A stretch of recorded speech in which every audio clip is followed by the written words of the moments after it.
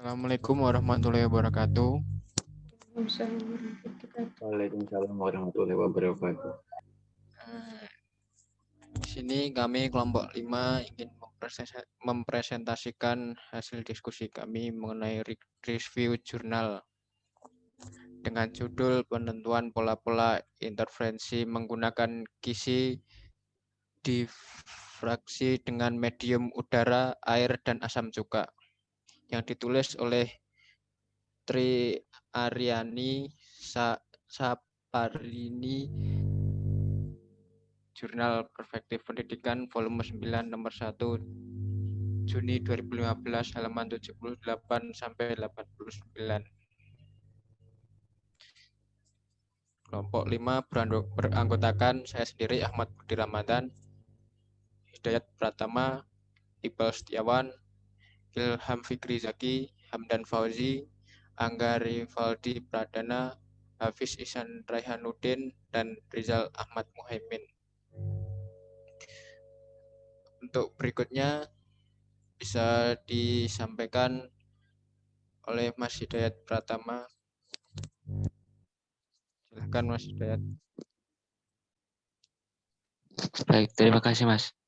Bagian pendahuluan yaitu penelitian ini bertujuan untuk mengetahui pola-pola intervensi yang terbentuk, mencari garis gelap terang yang terbentuk dan mengetahui pengaruh penggunaan medium yang berbeda-beda terhadap intervensi, yaitu menggunakan medium udara, air, dan asam cuka.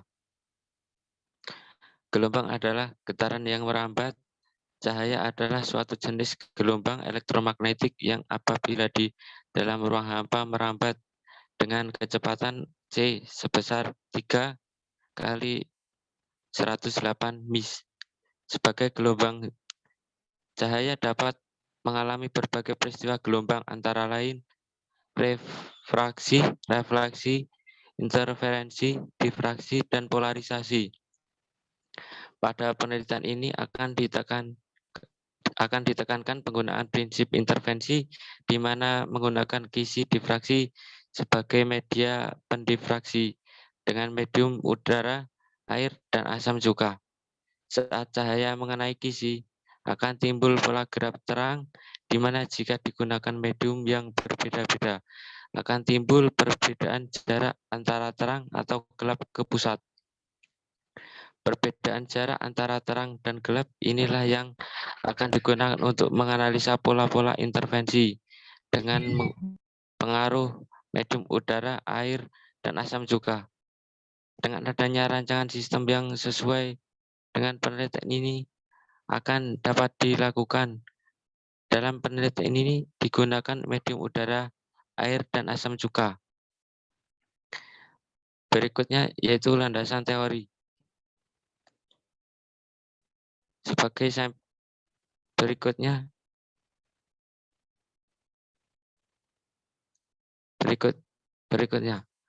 mengenai landasan teori. Hakikat cahaya. Cahaya adalah suatu jenis gelombang elektromagnetik dengan jangkauan frekuensi yang sangat terbatas, yaitu antara 4,3 kali 10 pangkat 14 sampai 5,7 kali 10 pangkat 14 Hz.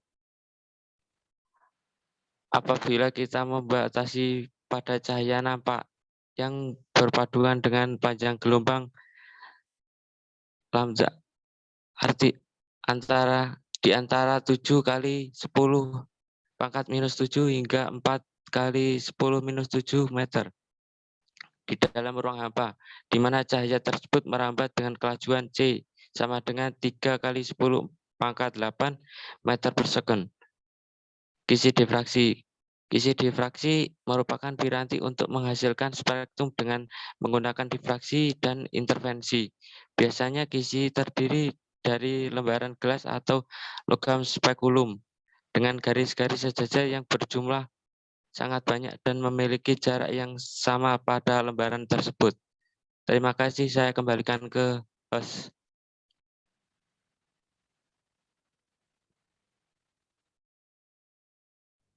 Ya, terima kasih Mas Hidayat. Untuk selanjutnya bisa Mas Iqbal untuk melanjutkan.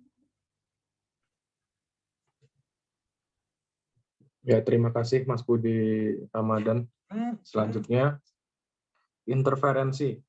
Interferensi adalah perpaduan dua gelombang atau lebih yang sefase, di mana kedua gelombang tersebut saling memperkuat atau konstruktif dan saling memperlemah atau destruktif, sehingga terbentuk pola gelap terang atau Ringer dengan geometri tertentu.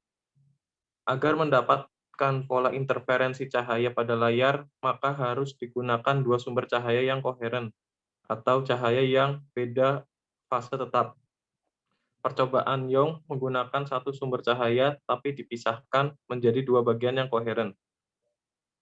Laser. Penguat cahaya yang biasanya digunakan untuk menghasilkan radiasi koheren monokromatik dalam daerah inframerah, cahaya tampak, dan ultra ungu pada spektrum elektromagnetik. Alan Isaac tahun 1997 halaman 223. Sifat-sifat laser adalah 1. Polymeted atau terkumpul, monokromatik atau memiliki satu panjang gelombang, lalu koheren atau memiliki frekuensi dan amplitude yang sama serta selisih fase yang tetap.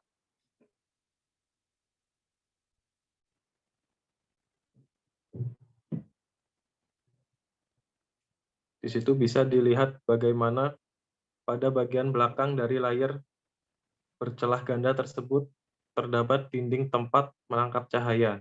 Ketika sumber cahaya dinyalakan dan salah satu celahnya ditutup, dindingnya akan tersinari seperti gambar berikut.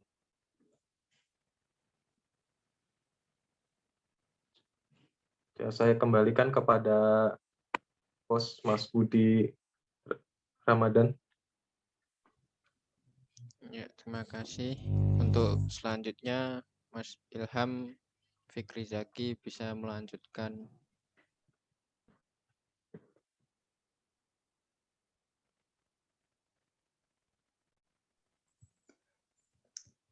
Namun ketika celah ganda tersebut dibuka, Young membuat sebuah sejarah baru. Bayangan pada dinding yang semestinya merupakan hasil gabungan dari cahaya yang keluar dari celah ganda itu ternyata tidak terjadi. Justru sinar di dinding itu membentuk pola garis atau pita terang gelap yang saling bergantian. Pita yang di tengah adalah yang paling terang. Pada kedua sisi pita tengah tersebut terdapat bagian yang gelap. Kemudian pita terang, tetapi tidak seterang bagian tengah. Kemudian diikuti pita gelap dan seterusnya seperti gambar slide selanjutnya.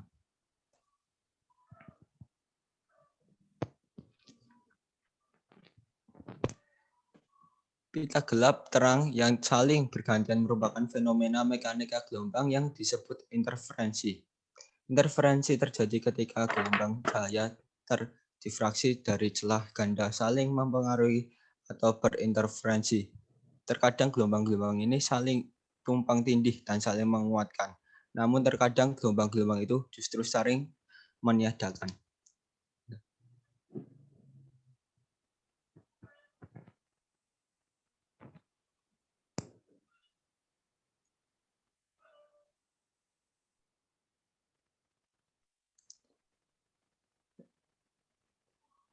Ya, terima kasih Mas Ilham.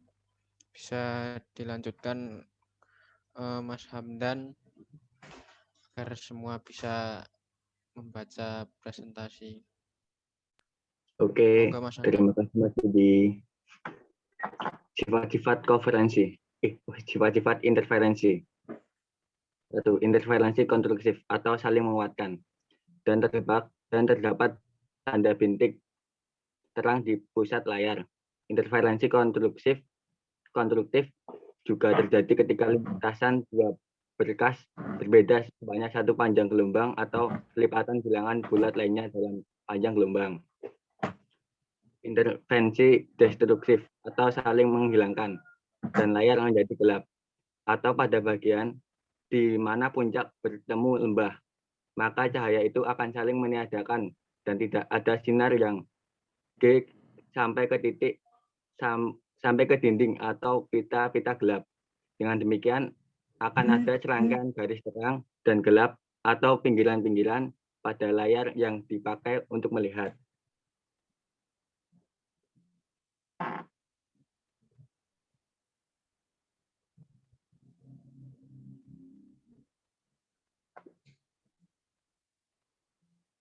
Ya, bisa dilanjutkan Mas Hafiz atau Mas Angga. Kalau Mas Angga udah bisa untuk masuk. Cek, apa suara saya sudah terdengar? Ya, masuk. Oke, saya lanjutkan ya. Untuk metode penelitian. Penelitian ini dilakukan di Laboratorium Fisika STKIP PGRI, Lubuk Linggau pada bulan Maret hingga Juni tahun 2015. Alat dan bahan yang digunakan dalam percobaan ini adalah laser pointer, air murni, asam cuka, kaca, lem kaca, layar, kisi difraksi, dan statif. Pengumpulan data dilakukan dengan metode eksperimen laboratorium, yaitu dengan melakukan pengukuran dan pengamatan terhadap percobaan yang dilakukan. Untuk prosedur kerja yang dilakukan adalah 1. Menyusun alat, 2. Percobaan pertama menggunakan medium udara, 3. Mengukur jarak antara sumber ke layar dan mencatat hasilnya, 4. Mencatat jarak antara dua celah tersebut, atau D. 5. Mengamati pola-pola interferensi dan mencatat jarak antara terang atau gelap ke pusat, atau P. 6. Mengulangi langkah 1-5 dengan medium yang berbeda. Ya, terima kasih Mas Angga. Bisa dilanjutkan Mas Hafiz.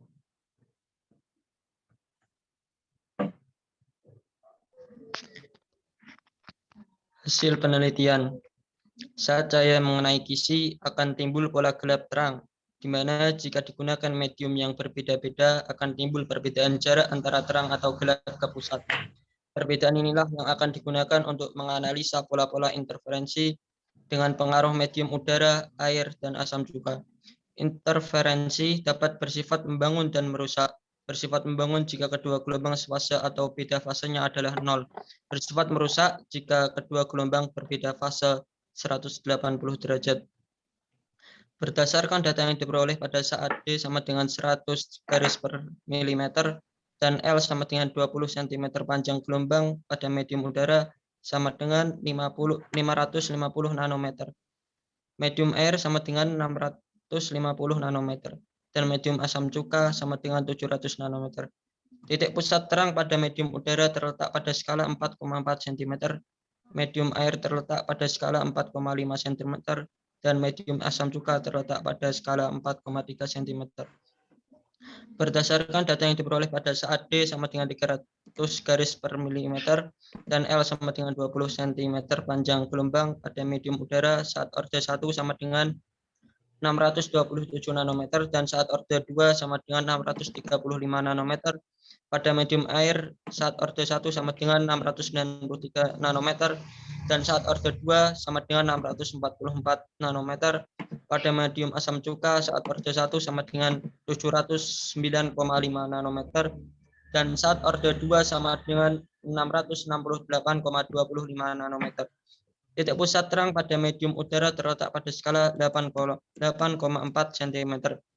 Medium air terletak pada skala 8,6 cm dan medium asam cuka terletak pada skala 8,3 cm. Saya kembalikan kepada Mas Budi. Terima kasih. Untuk kesimpulan bisa dibaca Mas Rizal. Ya, kesimpulan yang pertama yaitu pola-pola interferensi yang terbentuk relatif sama dengan jarak titik gelap terang yang berbeda. Yang kedua, semakin besar medium yang digunakan, maka semakin jauh jarak garis gelap terang. Dan yang ketiga, adanya pengaruh berbagai terhadap pola-pola interferensi.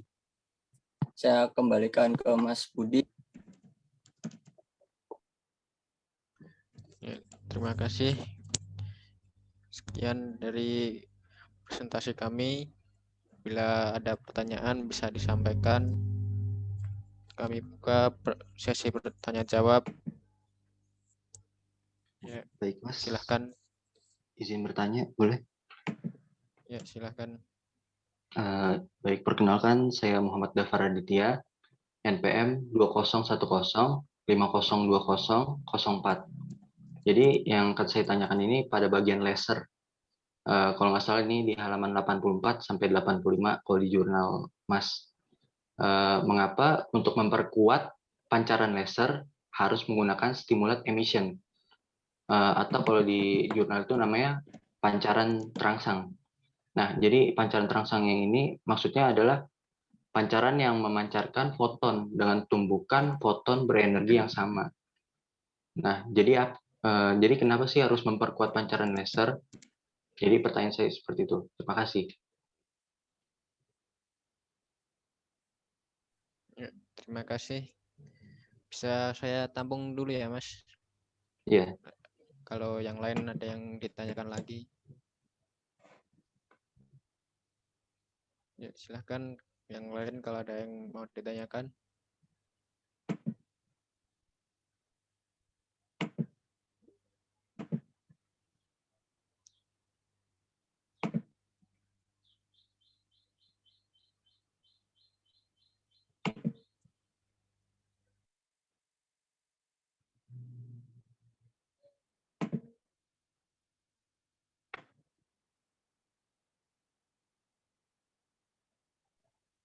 Oke, sambil nunggu pertanyaan.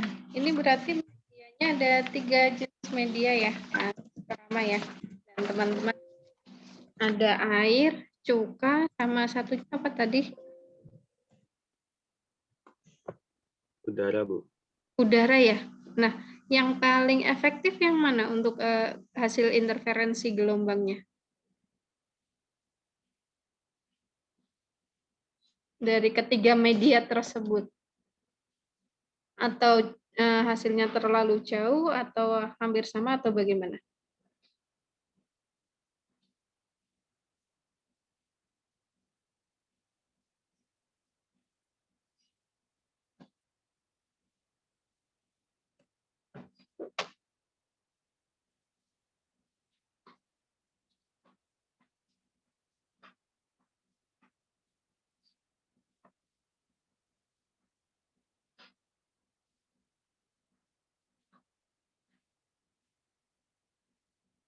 Berpengaruh nggak terhadap 3 material itu, perbedaan 3 material? Karena di sini kan di abstrak sudah tertera ya, yang mempengaruhi itu semakin besar mediumnya ya, maka akan mempengaruhi panjang gelombang yang terbentuk kan, dan semakin jauh titik gelap terangnya. Nah,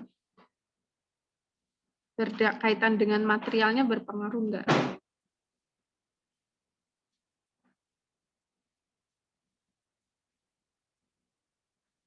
Dari masing-masing materi. Silakan yang lain boleh tanya ya. Saya hanya ingin mengkonfirmasi aja. Boleh lewat chat ya yang lain jika terkendala sinyal.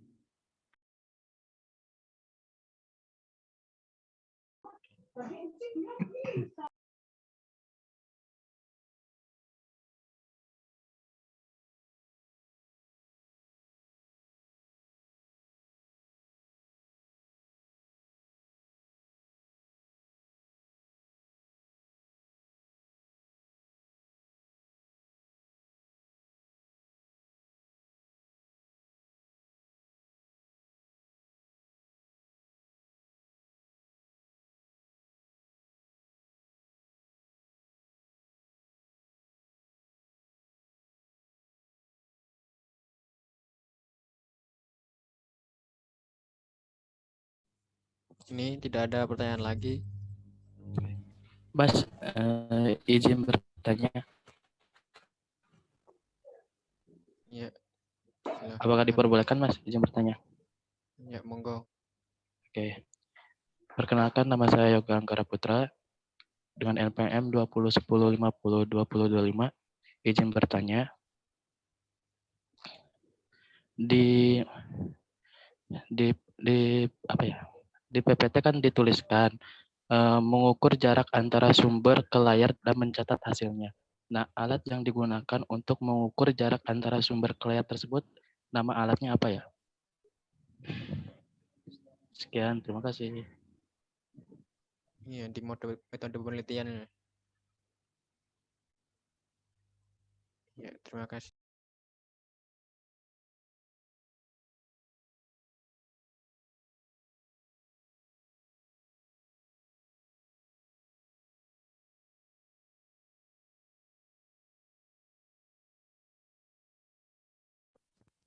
Izin bertanya, Mas. Ya, monggo. Perkenalkan, nama saya Ahmad Rifis Suhan, MPN 2010-50-20-28. Menurut kelompok kalian, apakah jurnal ini masih bisa dikembangkan? Sekian, terima kasih. Ya, terima kasih. Baik, mungkin 3 pertanyaan dulu dan bisa saya diskusikan dengan kelompok saya terlebih dahulu.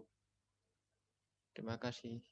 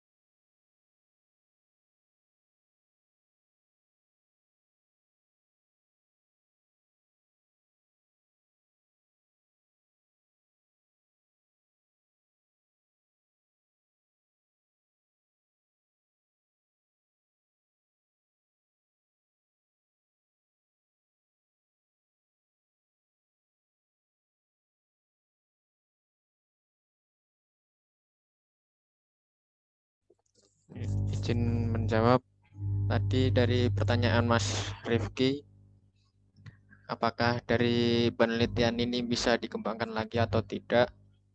Jawabannya harusnya bisa.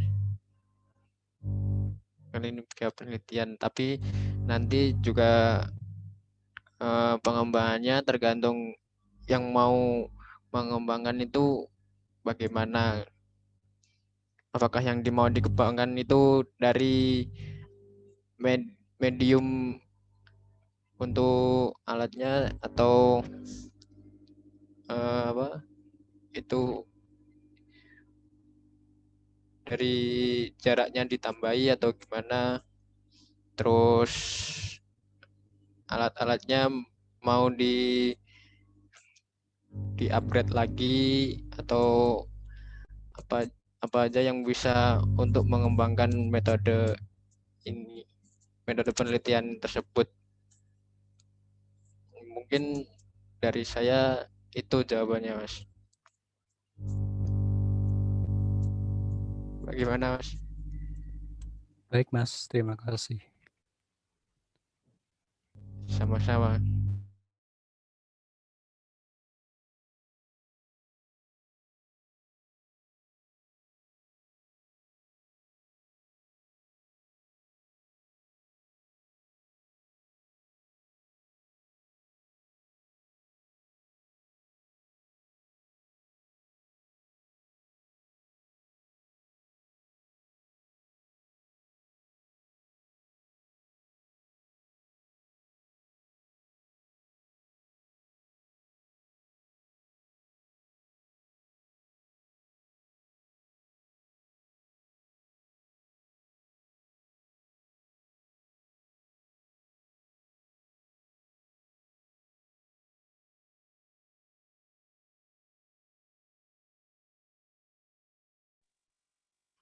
Assalamualaikum, Bu.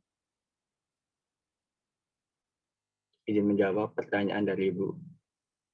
Oke, Mas Hamdan, monggo. Kan itu ditanya tadi perbedaan medium udara, medium air, dan medium asam cuka kan. Di sini dikatakan berdasarkan data yang diperoleh pada saat D 100 garis atau milimeter dan L sama dengan 20 cm, panjang gelombang medium udara sebesar 550, medium air 650 nm, dan medium asam cuka 700 nm. Nah, jadi berdasarkan itu, jarak garis terang dan medium udara, air, dan asam cuka cenderung mengalami kenaikan dan ada pengaruh medium terhadap panjang gelombang. Sekian, dan itu jawaban dari saya, Bu. Baik, terima kasih, Mas. Berarti ini yang paling rendah itu air. Terus Ya. udara ya? Air. Yang paling bawah itu udara, air, dan asam cuka, Bu. Air, asam cuka ya. Oke, berarti material juga mempengaruhi ya. Tadi panjang gelombangnya ya, ada 500 dan 800 ya. Baik, makasih Mas Hamdan. Silakan. Tadi masih ada satu pertanyaan kayaknya ya dari Mas. Ya. Siapa tadi lupa. Baru 2 pertanyaan ya dari teman audiensnya. 1 belum terjawab, silakan. Diskusi dulu.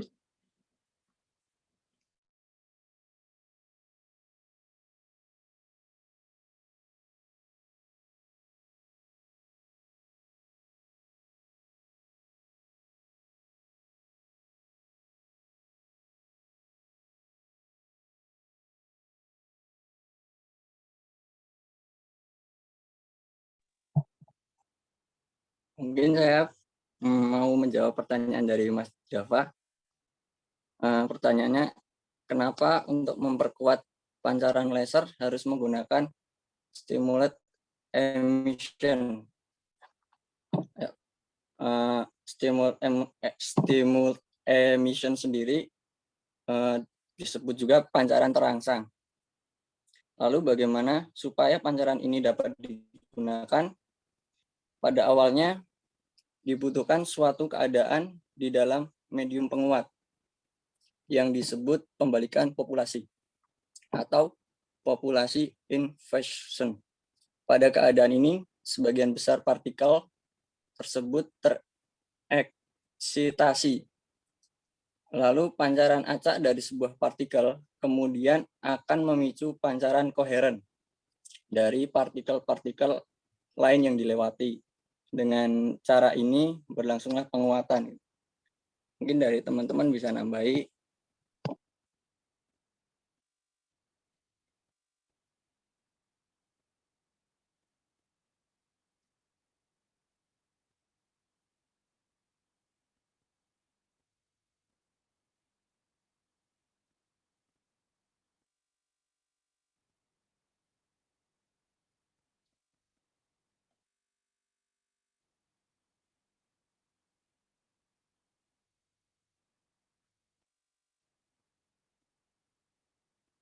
Gimana? Ada tambahan dari teman satu tim?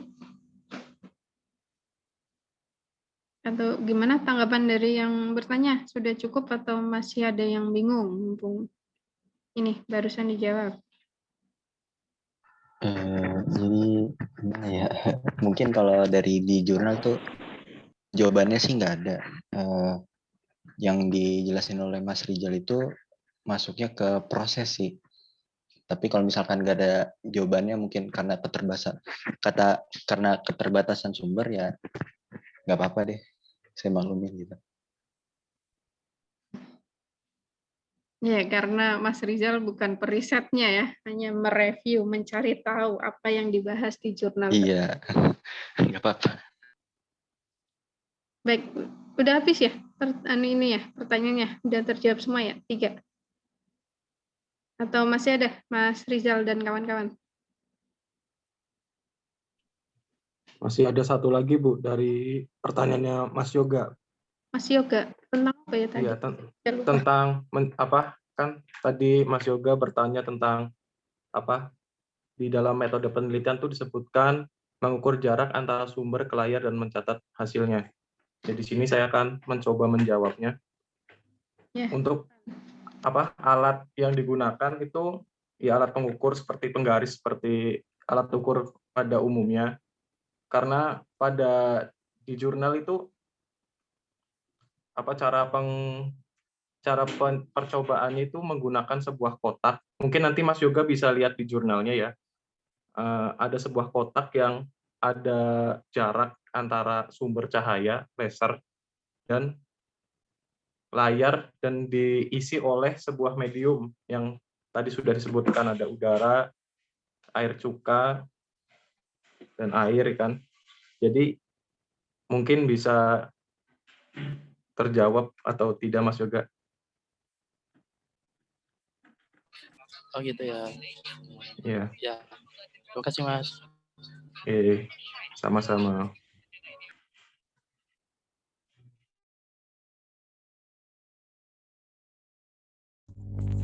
Ya, mungkin itu dari pertanyaan teman-teman sudah terjawab semua.